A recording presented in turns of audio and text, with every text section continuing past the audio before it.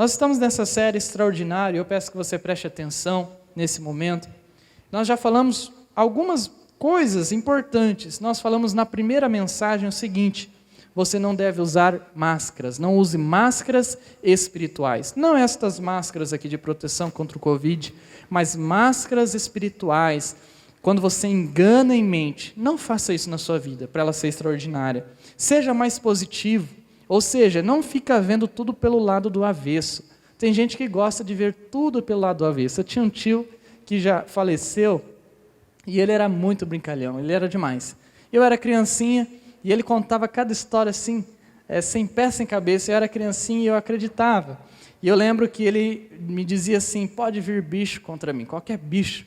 Pode vir onça que eu pego a onça. Ele tinha uma orelha cortada e ele falava: olha só, minha orelha cortada aqui foi por causa de uma briga. Eu mordi a orelha do cara, ele mordeu a minha também, mas ninguém pode comigo.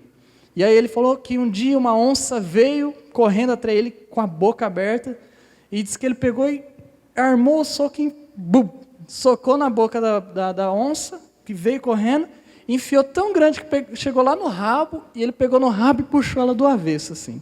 Ele me dizia essas coisas, contava cada história sem pé, sem cabeça, e eu achava uma aventura. Mas ele era positivo, ele acreditava, ele ia para frente. Nós precisamos ser também positivos. A segunda mensagem nós falamos para agir com sabedoria e cuidar do coração. Preste atenção, JM adolescentes. Haja com sabedoria. Você tem que cuidar do seu coração, porque daqui vai sair tudo que você acredita, tudo que você vive. Na terceira mensagem, nós falamos para praticar a gentileza e buscar a mansidão. Essa é uma coisa muito importante, presta atenção aqui. Porque é o seguinte: eu não sei como é a tua criação, se teu pai é aquele pai que só dá bronca, se tua mãe é aquela mulher que só dá bronca, não sei se na tua casa é cheio de raiva e ira. Não sei como é a tua criação, às vezes nem é assim, mas você está assim, cheio de raiva e ira. Nós precisamos, como cristãos, aprender a gentileza e a mansidão. É difícil, eu digo isso por mim mesmo, eu sei como é difícil, às vezes eu quero extrapolar, mas eu lembro que eu tenho que ser manso. Quem já me conheceu há 5, 6 anos atrás, me conhece hoje, sabe como eu estou diferente, como eu estou muito mais manso e mais gentil do que há 6 anos atrás. É uma construção. Não sei como é a tua vida, mas se você é uma pessoa que só dá patada nos outros, que só tem raiva e ira, você precisa avaliar, começar a mudar aos poucos. Em quarto lugar, na quarta mensagem, nós falamos que nós precisamos superar as desilusões e libertarmos-nos da escravidão. Você precisa se libertar. Tem alguma coisa que prende a tua vida? O que é que prende a tua vida? Você tem que se libertar disso. Você não pode ficar amarrado em correntes espirituais e ficar iludido com a vida. Ai, pastor, ela me deixou, ele me deixou, eu gostei de alguém e agora não gosta mais. A minha vida está acabando. Para com isso, para com isso. Vive a sua vida com Deus. Agora, preste atenção no seguinte, todos vocês, nós precisamos viver o extraordinário da seguinte maneira. Em primeiro lugar, para você viver o extraordinário, tome a atitude certa. Abra seus segredos. Abra os seus segredos. Deixa eu perguntar para você. Você tem algum segredo aqui nesta noite? Algo que você nunca contou para ninguém? Ninguém sabe. Ninguém conhece. Os seus pais não sabem. A sua família não sabe. Este segredo pode ser prejudicial. Por quê? Porque não é a vontade de Deus que nós vivamos sobre um teto que ninguém pode entrar, uma casa que ninguém pode entrar, porque se entrar vai descobrir coisas erradas, coisas injustas, coisas sujas. Não, nós temos que ser transparentes, pessoas que não contêm segredos obscuros. A Bíblia diz assim no Salmo 32, no verso 5, pensei comigo mesmo, confessarei ao Senhor como obedeci às suas leis. Quando confessei, tu perdoaste meu pecado terrível, o meu terrível pecado. Esse texto está falando que ele confessou ao Senhor, ele desobedeceu às leis do Senhor, e por isso ele estava confessando a Deus: Deus, eu confesso a Ti a minha desobediência. E quando eu confesso ao Senhor, o texto aqui está dizendo, diz que Deus perdoa o terrível pecado dele. uma coisa é certa, se você tem pecado na sua vida, você precisa confessar. E se você confessar, Deus, Ele vai perdoar você. Preste atenção, não esconda nada de Deus, porque você não pode esconder nada de Deus. Não esconda nada do seu próximo, que está bem mais próximo que você, que é a sua família, a tua casa, os seus pais, porque não tem como esconder. Uma hora a casa cai, a mentira tem perna curta. Não esconda nada de Deus. Em segundo lugar, para viver o extraordinário, tome a atitude certa, evite o que faz mal. Evite na sua vida tudo aquilo que te faz mal. Se tem alguma coisa na tua vida hoje, na sua vida, você adolescente, que está fazendo mal para o seu corpo, mal para a sua vida espiritual, você precisa eliminar. Tem coisas que entram na nossa vida, pessoal, apenas para tirar a nossa fé. Aí a gente não acredita mais, não quer saber mais de Deus, não quer viver mais o padrão de Deus. Evite isso.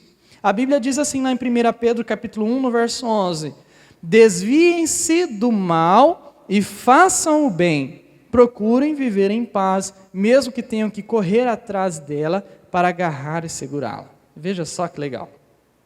O texto está dizendo, afaste do mal, desvie-se do mal, procure fazer o que é bom, e se for necessário, até corra atrás da paz, do bem.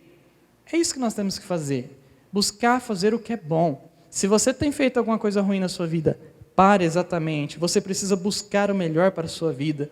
Busque o melhor para a sua vida. Busque o melhor para a sua vida, busque o melhor para o seu coração, busque o melhor para tudo aquilo que você vai fazer. Busque o melhor para tudo aquilo que Deus tem para a sua vida. Tem coisas que a gente fica ali parado, a gente fica pensando e fazendo, agindo do jeito errado, sendo que Deus tem coisas boas para a nossa vida. Busque o melhor, não busque fazer o pior, não busque ser a pior pessoa, não busque ser aquela pessoa que todo mundo não quer ter perto. Busque ser melhor em Deus.